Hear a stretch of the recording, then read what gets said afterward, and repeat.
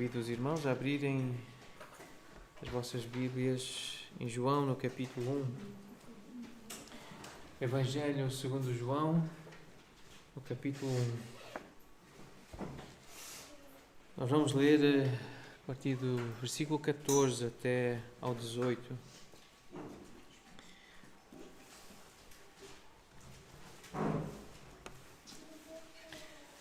Evangelho segundo João, capítulo 1, versículo 14. E o Verbo se fez carne e habitou entre nós, cheio de graça e de verdade. E vimos a sua glória, glória como do unigênito do Pai. João testemunha a respeito dele e exclama: Este é o de quem eu disse: o que vem depois de mim tem contudo a primazia, porque já existia antes de mim. Porque todos nós temos recebido da sua plenitude e graça sobre graça. Porque a lei foi dada por intermédio de Moisés, a graça e a verdade vieram por meio de Jesus Cristo. Ninguém jamais viu a Deus. O Deus unigênito que está no seio do Pai é quem o revelou. Vamos orar? Nosso Deus, nós estamos gratos por podermos estar aqui neste lugar com a Tua Palavra aberta diante de nós, diante dos nossos olhos, das nossas mentes, dos nossos corações, na expectativa, Senhor, de Te ouvir falar connosco, de sermos instruídos, ensinados, corrigidos também, animados, encorajados pelo Teu Espírito que tem esse poder e essa capacidade de nos convencer do nosso pecado e de nos guiar a toda a verdade, de nos pastorear. E nós pedimos então, Senhor, que Tu fales connosco. É no nome de Jesus Cristo que nós oramos. Amém. Nós tivemos a oportunidade de falar sobre este material que chegou até nós com o objetivo de tornar Jesus conhecido aos nossos amigos, aos nossos contactos. Foi assim que foi apresentado a semana passada. Na nossa reunião de quarta-feira voltamos a falar sobre este material que foi desenvolvido por irmãos na Inglaterra, e o site onde está este material a ser apresentado também está nas mensagens que trocamos, que enviamos esta semana. Word one to one, a palavra um a um. E este material ajuda-nos a apresentar Jesus aos nossos amigos, utilizando a Bíblia num formato acessível. Tem o texto bíblico e é um texto fácil de compartilhar, é um formato compartilhável e fácil de usar. Pode ser usado no Zoom, no Google Meet, tem em PDF, podem partilhar o ecrã ou mostrar num tablet ou no computador. Os irmãos da Inglaterra têm o material impresso, mas está em inglês. Gostaríamos de o ter em Portugal, em português, mas dá para imprimir também essas folhas que estão em PDF e que foram enviadas e usar para então apresentar Jesus, o Verbo encarnado, como nós acabamos de ler. Ele foi projetado especificamente para ser usado com aqueles que ainda não são cristãos.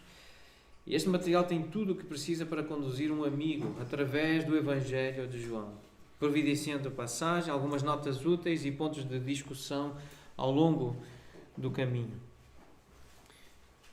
É um encorajamento para nós falarmos de Jesus. É mais um material além da boa semente, além dos folhetos que nós temos, além do nosso próprio testemunho, da nossa história com Jesus. Temos agora mais um recurso disponível em português para podermos apresentar Jesus às pessoas que estão perto de nós, que nos ouvem, que valorizam a nossa amizade, que nos respeitam, que reconhecem que aquilo que nós dizemos é importante. Então é mais um material que nós podemos usar para falar da pessoa mais importante para nós que queremos que seja lembrada este ano. No primeiro domingo deste ano vamos falar então sobre Jesus. Ele que dispensa graça, Ele que divulga glória e define Deus. É isso que nós vemos nestes versículos que acabamos de ler. Jesus dispensa graça, Jesus divulga glória, Ele define Deus. Versículo 14, então, nós lemos que o Verbo se fez carne e habitou entre nós, cheio de graça. Ele dispensa graça. Um dos principais textos que nós podemos ler acerca da graça de Deus está em Efésios, no capítulo 2, versículos 4 a 10. Várias vezes há uma menção à graça do Senhor, à sua misericórdia. Deus sendo rico em misericórdia por causa do grande amor com que nos amou. Então, misericórdia, graça e amor estão ligados, são parte do mesmo conceito de Deus. Estando nós mortos em nossos delitos, nos deu vida juntamente com Cristo. Pela graça sois salvos. Lemos no versículo 5. E juntamente com Ele nos ressuscitou e nos fez assentar nos lugares celestiais em Cristo Jesus, para mostrar nos séculos vindouros a suprema riqueza da sua graça, em bondade para conosco, em Cristo Jesus. Porque pela graça sois salvos mediante a fé. Isto não vem de vós, é dom de Deus, não de obras, para que ninguém se glorie, pois somos feitura dele, criados em Cristo Jesus para boas obras, as quais Deus de antemão preparou para que andássemos nelas. Tornar Jesus conhecido, agradar ao Pai, as boas obras que estão diante de nós. Que o mundo conheça Jesus, que o mundo conheça o amor do Pai. E foi para isto que o Senhor nos chamou também. Somos discípulos dele para torná-lo conhecido. Tornar a glória de Deus conhecida, a glória do seu amor, da sua graça. A palavra graça, ela transmite a ideia de alegria. Ela está ligada ao conceito da alegria, ao conceito do deleite, do prazer. Transmite a ideia de doçura, charme, amabilidade, boa vontade, bondade, favor. É um conceito relacionado com a bondade misericordiosa, pela qual Deus, exercendo a sua santa influência sobre as almas, as volta para Cristo, guardando, fortalecendo, fazendo com que cresçam na fé cristã, no conhecimento, na afeição, e desperta-as para o exercício das virtudes cristãs. E uma das virtudes cristãs é precisamente ter fé em Deus e na sua palavra.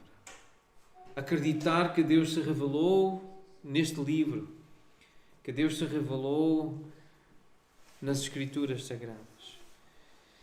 Essa é uma das virtudes. Outra virtude que se encontra nas páginas das Escrituras e no caráter cristão é pertencer a uma igreja local, estar identificado e comprometido com um grupo de crentes. Pertencer a um corpo local, a uma manifestação do corpo de Cristo na terra. Servir irmãos, servir a Deus num contexto de comunidade, de congregação, de assembleia. Servir na edificação de outras pessoas, para que elas cresçam, para que elas se tornem cada vez mais parecidas com Jesus. E ser um motivo de gratidão e louvor a Deus. Houve um homem enviado por Deus cujo nome era, houve uma mulher enviada por Deus cujo nome era, e o reconhecimento de que alguém foi enviado por Deus, alguém é de Deus, leva os outros irmãos a darem glória a Deus, a darem graças a Deus pela vida daqueles que têm virtudes, daqueles que são servos do Senhor, aqueles que testemunham de Jesus, que servem para a edificação de vidas, que nos abençoam. Jesus dispensa graça. E só podemos ter estas virtudes por causa da graça do Senhor. Nós temos fé em Deus porque Deus foi gracioso conosco. Jesus manifestou essa graça. Nós temos a palavra, é por meio da palavra que nós temos fé. O Evangelho, É o poder de Deus para a salvação de todo aquele que crê. É uma graça encontrar uma igreja onde Jesus é exaltado, uma igreja local onde Cristo é Rei, Cristo é Senhor. É uma graça de Deus nós podermos servir outras pessoas para as edificar. Dizer algo que lhes faz bem à alma, que as consola, que as anima. É graça de Deus. Ser um motivo de gratidão e de louvor a Deus. Saber que outras pessoas agradecem a Deus por nós. Isso só pode acontecer pelo favor e pela amabilidade de Deus. Então Jesus dispensa a graça. É por isso que queremos lembrar de Jesus, queremos adorá-lo, queremos conhecê-lo mais, e é assim que recebemos mais do seu favor e da sua graça. Mas Jesus também divulga glória. Versículo 14, nós lemos: vimos a sua glória, a glória como do unigênito do Pai. Nós vimos a sua glória. Essa expressão unigênito do Pai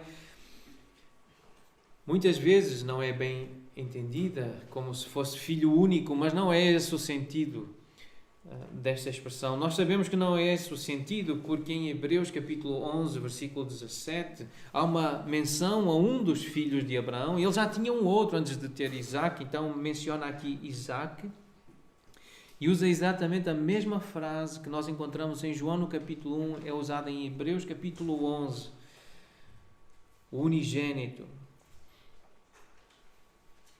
E nós sabemos que Abraão já tinha Ismael, ele era mais velho do que Isaac.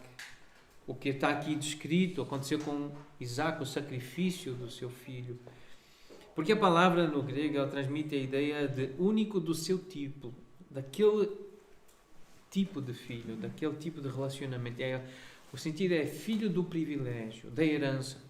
Não apenas o possuidor da natureza do Pai, mas aquele que possui toda a herança do Pai. Esse é o sentido da palavra aplicada a Jesus Cristo. E é por isso que o próprio Senhor Jesus disse: toda a autoridade me foi dada no céu e na terra. Porque Ele é o único do tipo, é o único Filho de Deus que tem essa autoridade. Em João capítulo 5 nós lemos que Deus, o Pai, confiou ao Filho todo o julgamento. Ele é o herdeiro do Pai, Ele tem a natureza do Pai, Ele é o único herdeiro do Pai, não há outro. E nós vimos a sua glória, diz João. E João quer que saibamos que ele testemunhou isto em primeira mão. Isto é muito importante. É algo para ser explorado. Este aspecto do testemunho de João, o apóstolo, ele diz: nós vimos a sua glória. E na sua primeira carta é assim que ele começa. Exatamente por este ponto, algo muito semelhante ao que está no Evangelho, também está na primeira carta. Ele diz o que era desde o princípio, ele volta à ideia do princípio. O que temos ouvido, o que temos visto com os nossos próprios olhos, é o testemunho pessoal, é uma testemunha ocular. O que contemplamos, o que as nossas mãos apalparam, isto é realidade, isto é material, isto é físico, é verdade. Com respeito ao verbo da vida, a mesma expressão que ele usou no Evangelho, usa na carta. E a vida se manifestou e nós a temos visto e dela damos testemunho. E vula anunciamos a vida eterna, a qual estava com o Pai e nos foi manifestada. E o que temos visto e ouvido anunciamos também a vós outros, para que vós igualmente mantenhais comunhão conosco. Ora, a nossa comunhão é com o Pai e com o seu Filho, Jesus Cristo. Estas coisas, pois, vos escrevemos para que a nossa alegria seja completa. Quando alguém entende a encarnação de Deus, quando alguém entende a glória e a graça de Jesus Cristo, tem alegria, tem plenitude de alegria, tem tudo o que precisa para estar alegre, estar animado e encorajado, feliz com Deus, feliz com a vida, porque tem Jesus. Várias vezes nós temos citado uma afirmação baseada em 2 de Pedro, capítulo 1, versículo 16. Alguém disse assim: nós escolhemos acreditar na Bíblia porque é uma coleção confiável de documentos históricos, escritos por testemunhas oculares, que viveram no tempo de outras testemunhas oculares, que descrevem eventos sobrenaturais, os quais aconteceram como cumprimento de profecias específicas e que reivindicam ser divinos e não humanos na sua origem. Isto revela muito bem aquilo que nós acreditamos também aqui como igreja local. Nós também decidimos acreditar na Bíblia por causa disso. Porque são documentos históricos que contam a história, contam a realidade, contam a verdade. Pessoas viram, pessoas tocaram, pessoas ouviram com os seus próprios ouvidos. Há testemunhas oculares. João diz: nós vimos a sua glória. Nós estamos a ler o testemunho de alguém que teve a oportunidade de ver, como nós podemos nos ver uns aos outros. Alguém viu Jesus e viu a glória de Deus através de Jesus.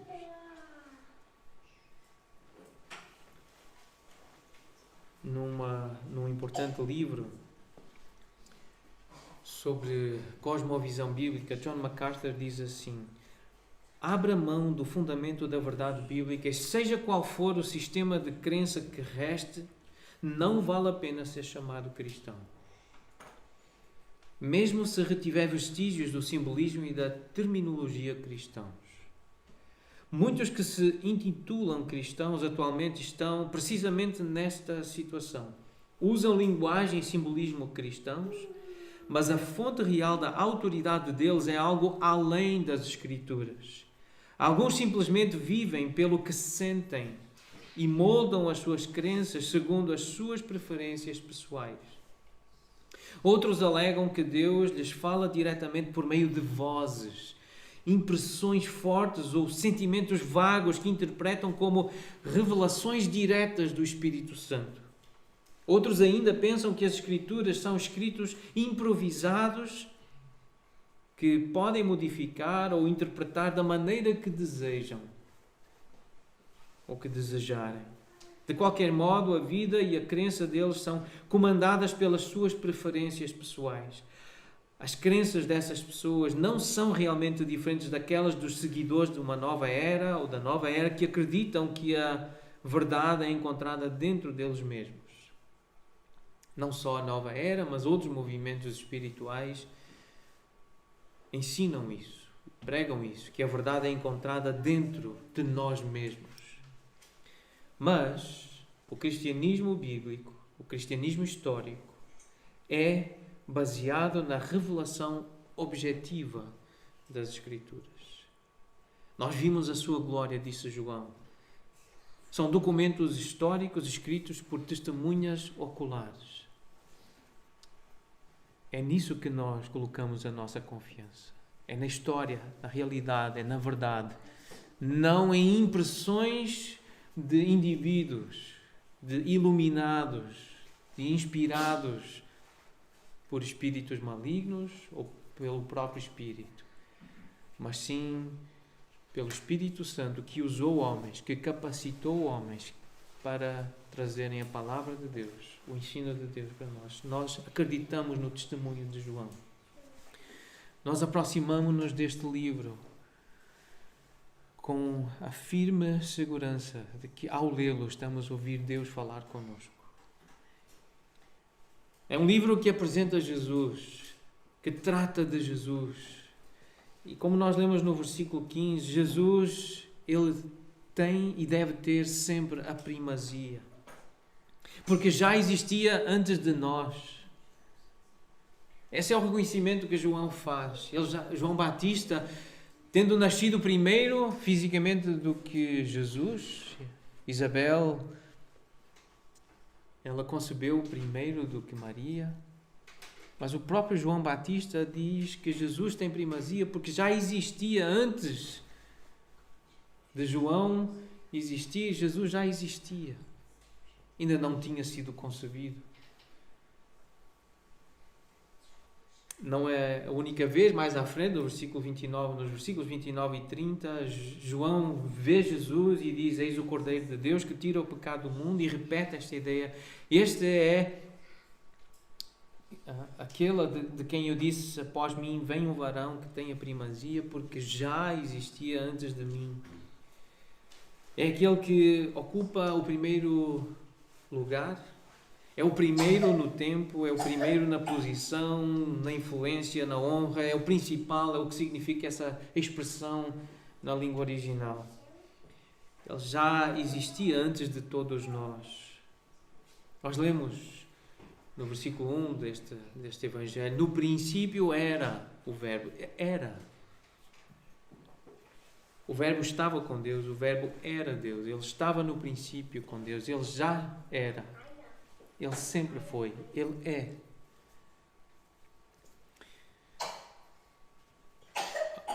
Ao descrever uma figura misteriosa do Velho Testamento, Melquisedeque, fazendo esta ligação com Jesus Cristo, é aqui que nós vemos, em linguagem humana, a forma de descrever a pessoa de Jesus Cristo e a sua divindade eterna. Sem pai, sem mãe, sem genealogia, que não teve princípio de dias, nem fim de existência, entretanto feito semelhante ao Filho de Deus, Melquisedeque. Porque o Filho de Deus não teve princípio de dias, nem fim de existência. Ele é eterno. Jesus divulga a glória, porque Ele é Deus, Ele é o Deus eterno. Versículo 16, João diz: temos recebido a sua plenitude. A ideia de plenitude é aquilo que preenche, aquilo que traz o cumprimento, a realização. No Novo Testamento refere-se ao corpo dos crentes que está cheio da presença, do poder, da ação, das riquezas de Deus e de Cristo. É ter a ação de Deus em nós. Temos recebido da sua plenitude, isto é, Deus está a agir dentro de nós, na nossa mente, no nosso coração. E uma evidência da sua glória, da plenitude da sua glória, foi manifestada no capítulo 2, o primeiro sinal que Jesus fez, transformar a água em vinho. Diz no versículo 11 que com este deu Jesus princípio aos seus sinais, para mostrar que Ele era o Messias, o Filho de Deus, que Ele é o próprio Deus, o poder que Ele tinha. Ele manifestou a sua glória. Ele mostrou que é Deus, a sua glória. E os seus discípulos creram nele. Ali ele mostrou que tinha poder e que tem poder para interagir com a matéria, para criar, transformar, para usar o que é físico. Por isso, nós podemos confiar que Ele pode também transformar o nosso corpo. Ele pode curar um mal do nosso corpo. Ele pode aliviar um sofrimento. Ele pode transformar uma fraqueza em força. Ele tem esse poder. O versículo 3 diz que todas as coisas foram feitas por intermédio dele e sem ele nada do que foi feito se fez. Ele tem esse poder sobre a matéria. Ele pode transformar algo fraco em forte, alguém frágil em corajoso e intrépido. O Senhor pode realizar curas, Ele pode trazer provisões de alimento milagrosamente, Ele pode realizar livramentos, pode fazer visitas, Ele pode se mostrar presente. Tantas coisas nós podemos aplicar acerca da forma como Deus interage com o material, com o físico, porque Ele é glorioso. No capítulo 17, no versículo 22, nesta oração que Jesus faz, Ele revela também o seu caráter, o caráter do Pai e a sua relação com o Pai e com a humanidade. E Ele diz: eu tenho-lhes transmitido a glória que me tens dado, para que sejam um como nós o somos. A glória de Deus, ela foi transmitida em Jesus e por Jesus, e com este propósito também de haver unidade. O versículo 12 do capítulo 1, nós lemos: a todos quantos o receberam, deu-lhes o poder de serem feitos filhos de Deus. Isto é, nós temos o poder para sermos feitos um povo, uma família, um corpo, para estarmos unidos, termos comunhão. poder para criar unidade. Jesus veio para que haja comunhão entre nós, sermos um verdadeiro povo, uma verdadeira família, sermos um corpo, estarmos ligados uns aos outros. Isso é glorioso, isso dá glória a Deus quando nós procuramos deixar que Jesus seja pleno em nós, a sua vontade se sobreponha à nossa, o seu caráter forme o nosso, e aí nós vamos aprendendo a estar unidos, submissos a Cristo, a se representar o que é um verdadeiro povo, uma verdadeira família, um verdadeiro corpo. Jesus veio manifestar a sua glória para nos fazer um. A glória de Deus é intrínseca à sua natureza. É quem Ele é a soma dos seus atributos. Os atributos de Deus são a sua glória, as suas características são a sua glória. No Velho Testamento, em Êxodo, no capítulo 33, há um pedido muito especial que foi feito por Moisés. Moisés rogou ao Senhor, ele diz: rogo-te que me mostres a tua glória. Versículo 18. E Deus respondeu-lhe: farei passar toda a minha bondade diante de ti e te proclamarei o nome do Senhor. Então a glória do Senhor tem a ver com características dele, com qualidades, com atributos. Bondade, compaixão, misericórdia. O nome do Senhor faz parte da sua glória. Terei misericórdia de quem eu tiver misericórdia e me compadecerei de quem eu me compadecer. E acrescentou: não me poderás ver a face, porquanto homem nenhum verá a minha face e viverá. Disse mais o Senhor: eis aqui há um lugar junto a mim, tu estarás sobre a penha, quando passar a minha glória eu te porei numa fenda da penha, com a mão te cobrirei até que eu tenha passado, depois, tirando eu a mão, tu me verás pelas costas, mas a minha face não se verá. Mais à frente, no capítulo 34, versículo 5, diz: tendo o Senhor descido na nuvem, ali esteve junto dele, junto de Moisés, e proclamou o nome do Senhor. A glória do Senhor está associada a um nome do Senhor. E passando o Senhor por diante dele, clamou: Senhor, Senhor Deus compassivo. Este é o nome do Senhor. Yahweh, aquele que é o eterno, Deus compassivo, clemente, longânimo, grande em misericórdia e fidelidade, que guarda a misericórdia em 1000 gerações, que perdoa a iniquidade, a transgressão e o pecado, ainda que não inocenta o culpado. Ele é justo também. Ele exerce a justiça. Este é o caráter de Deus. Quando Deus quer mostrar a sua glória, Ele fala do seu nome, Ele fala dos seus atributos, as suas características. E em 2 Coríntios, no capítulo 4, o apóstolo Paulo diz no versículo 5: nós não nos pregamos a nós mesmos, mas a Cristo Jesus como Senhor, e a nós mesmos como vossos servos, por amor de Jesus. Porque Deus, que disse: das trevas resplandecerá a luz, Ele mesmo resplandeceu em nosso coração para a iluminação do conhecimento da glória de Deus na face de Cristo. Então, aquela glória que Moisés apenas viu nas costas, os apóstolos. E quem viu Jesus pôde ver a face.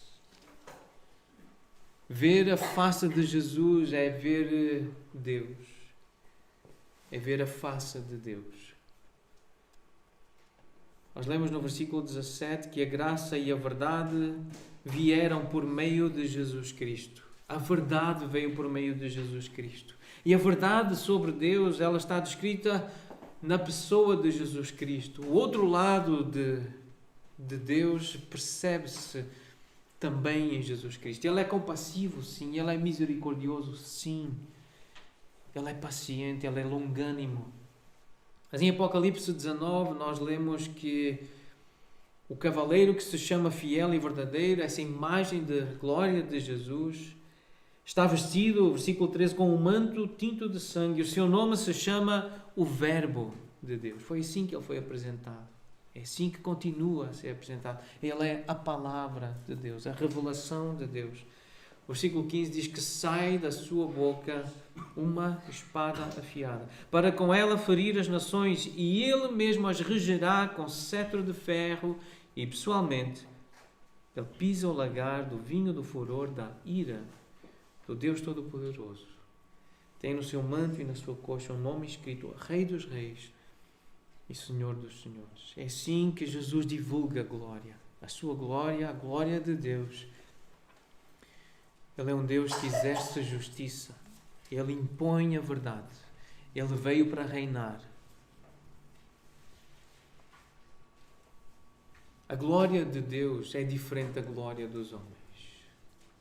Este aspecto de Deus, este aspecto da glória de Deus, tantas vezes é negligenciado porque aceitamos outras revelações e impressões pessoais e de pessoas com talento e de pessoas que sabem falar bem e de pessoas que têm carisma e pessoas que se destacam pelos seus estudos, pela sua aparência.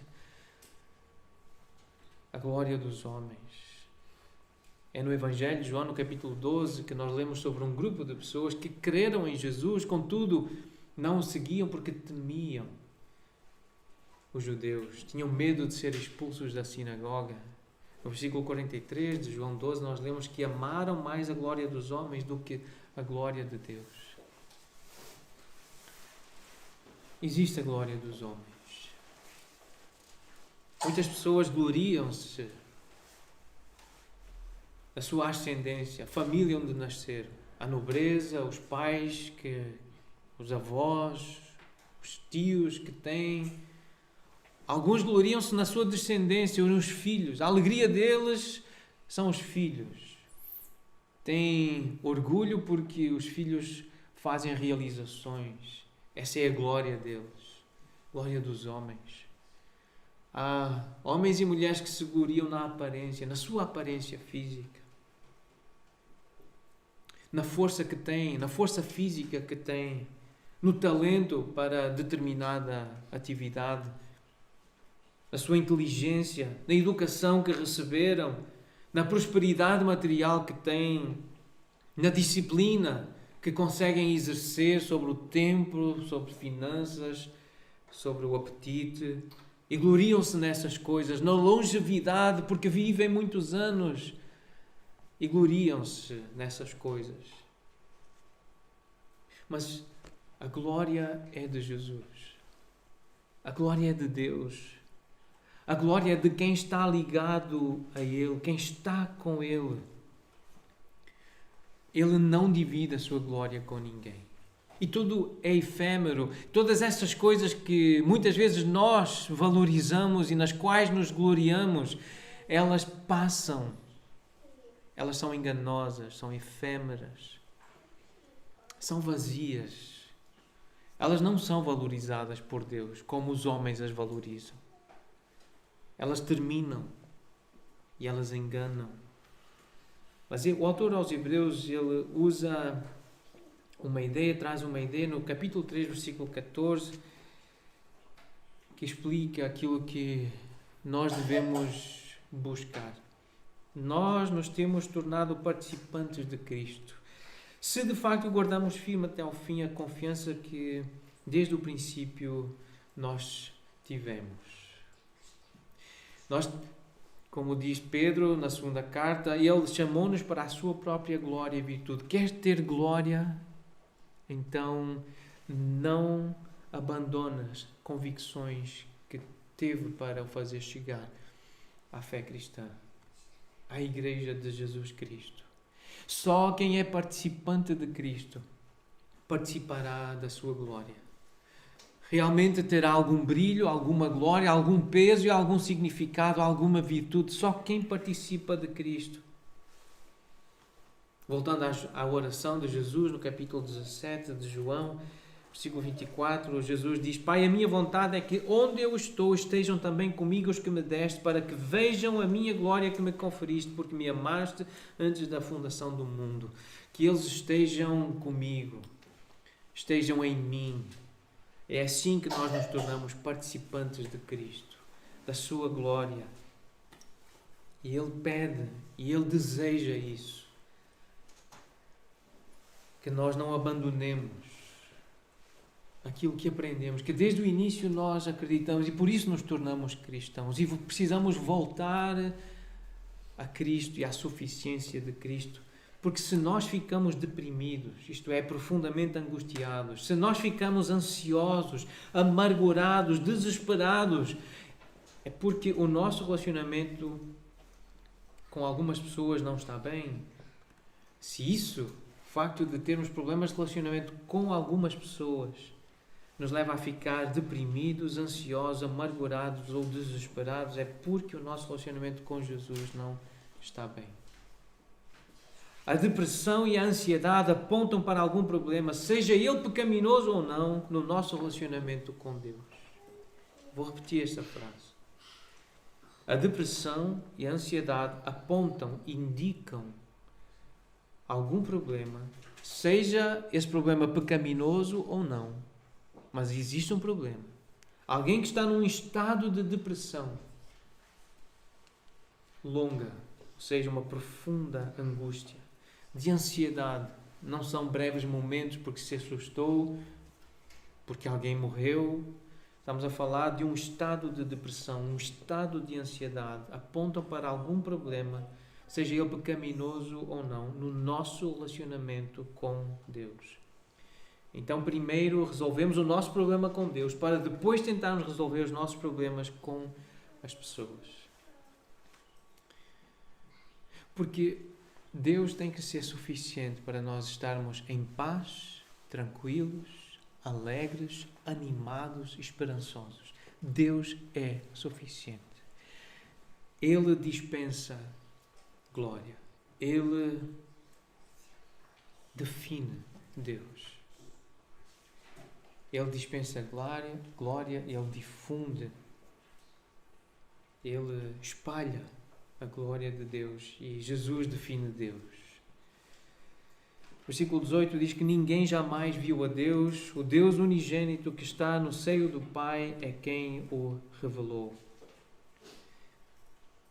Jesus define Deus. Ele é o Deus unigênito que está no seio, está bem perto do Pai, está junto ao Pai, é indissociável do Pai. E esta expressão revelou, a palavra no original, ela traz a ideia de, na nossa língua traz a palavra exegese.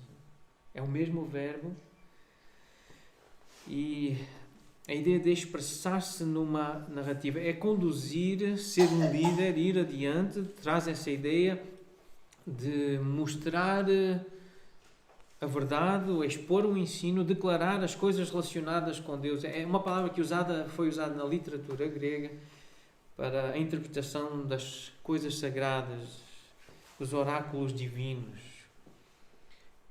Então, traz a ideia de exegese, de explicação.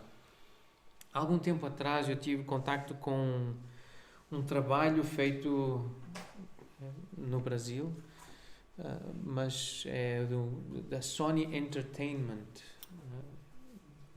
É muito bem feito, é algo muito bem realizado, com ótima produção, uma música, um concerto. Eu vi o vídeo, muito bem feito realmente, a sonoridade, as vozes. Mas o título da canção perturbou-me. E o título é Ninguém Explica Deus. E a pergunta que fazemos é: será? Será que essa afirmação é verdade? Esta semana ouvi uma exposição bíblica deste texto do irmão John MacArthur e ele, a certa altura, nessa pregação, que em inglês ela chama-se Jesus, Glória, Graça e Deus. Em inglês são as três palavras começadas pela letra G ou G. E ele, a certa altura, pergunta assim: tu gostarias que alguém te explicasse Deus? Se alguém te perguntasse como é que explicas Deus, onde tu irias? Bom, tu poderias ir a este versículo, a esta frase, não um versículo, não é? Está a falar com um incrédulo. Vamos a uma frase versículo 18, não é? É esta frase que está na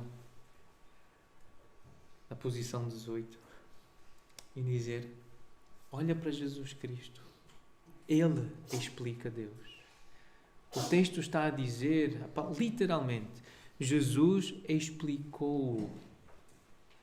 Queres entender quem é Deus? Olha para Jesus. Lê sobre a história dele. Lê Mateus, lê Marcos, lê Lucas.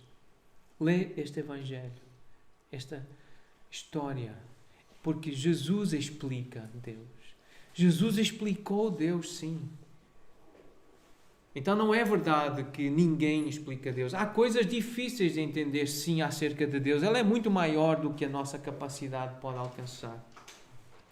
E esta semana, ao lermos juntos, em família, aquele livro sobre as meditações no Evangelho de Mateus, nós lemos algo muito bonito. J.C. Ryle diz, aprendamos com base nesses versículos, em Mateus 11, de 25 a 30. Foram esses versículos que nós lemos. Ele diz, aprendamos com base nesses versículos a grandiosidade e a majestade do nosso Senhor Jesus Cristo. A linguagem do nosso Senhor quanto a este assunto é profunda e maravilhosa. Ele disse, tudo me foi entregue por meu Pai. Ninguém conhece o Filho senão o Pai, e ninguém conhece o Pai senão o Filho, e aquele a quem o Filho quiser revelar. Está no versículo 27. Podemos vislumbrar um pouco da perfeita união existente entre a primeira e a segunda pessoa da Trindade. Vemos algo da incomensurável superioridade do Senhor Jesus sobre todos os que não passam de meros homens. Não obstante, depois de havermos dito tudo isso, devemos confessar que existem alturas e profundidades neste versículo que estão muito além da nossa débil compreensão. Podemos apenas admirá-las no espírito de crianças pequenas. Contudo, ainda assim sentimos que metade dessas coisas jamais foi contada ao mortal. Entretanto, devemos ver nessas palavras de Jesus a grande verdade prática de que todo o poder e autoridade em tudo o que diz respeito à salvação das nossas almas está nas mãos do nosso Senhor Jesus Cristo. Tudo me foi entregue por meu Pai, disse o Senhor Jesus. Ele tem a chave. Para ir ao céu, precisamos ir até Ele. Ele é a porta. Precisamos entrar por intermédio dele. Ele é o pastor das ovelhas. Precisamos ouvir a sua voz e segui-lo, se não nos quisermos perder no deserto. Ele é o médico das almas. Precisamos consultá-lo, se quisermos ser curados da praga do pecado. Ele é o pão da vida. Precisamos nos alimentar dele, se quisermos que as nossas almas sejam satisfeitas. Ele é a luz, devemos andar após ele se não nos quisermos desviar para as trevas. Ele é a fonte da vida, precisamos lavar-nos no seu sangue se quisermos ser purificados e estar preparados para o grande dia da prestação de contas. Benditas e gloriosas são essas verdades. Se temos Cristo, temos todas as coisas. Nós temos tudo. Nós somos cristãos porque nós adoramos, nós veneramos, nós seguimos, nós imitamos Cristo. Nós alegramos-nos e satisfazemos-nos com Cristo. Ele é suficiente para a nossa alegria. É por isso que somos cristãos. É isso que nos define como cristãos. Nós somos de Cristo. Nós adoramos a Cristo. Veneramos Cristo. Nós amamos Cristo. Ele é o nosso amor. Cristo, eu te amo. Te louvo e te adoro. É isso que nós estamos a aprender, a dizer, a fazer genuinamente. Ele é a luz. A verdadeira luz que vindo ao mundo ilumina todo o homem. Nós lemos no versículo 9. Nós devemos andar após ele se não nos quisermos desviar para as trevas. E há tantos convites para as trevas. Há tantos convites para andarmos no escuro e nos isolarmos nos nossos pecados, no nosso egoísmo, não queremos andar com pessoas porque queremos andar nas trevas. Não queremos ser confrontados com o nosso pecado. Nós não queremos que as pessoas nos indiquem, nos apontem os nossos erros, as nossas falhas. É por isso que tantas vezes nós nos isolamos. Mas Jesus é a luz. e nós devemos andar após Ele, onde Ele está, com as pessoas dele e que o seguem, se nós nos quisermos poupar do deserto e das trevas. Jesus disse em João 8, eu sou a luz do mundo. Quem me segue não andará nas trevas. Pelo contrário, terá a luz da vida. No capítulo 9 ele diz, enquanto eu estou no mundo, eu sou a luz do mundo. É com Jesus que nós devemos andar, porque Ele dispensa a graça. É de Jesus que nós devemos falar, porque Ele divulga a glória e Ele define Deus. Se queremos explicar Deus, nós precisamos conhecer Jesus, falar de Jesus, apresentar Jesus. Usemos os recursos que nós temos para cumprir esta missão. Vamos cantar Luz do Mundo, vamos cantar sobre Jesus e sobre esta luz que nos foi confiada.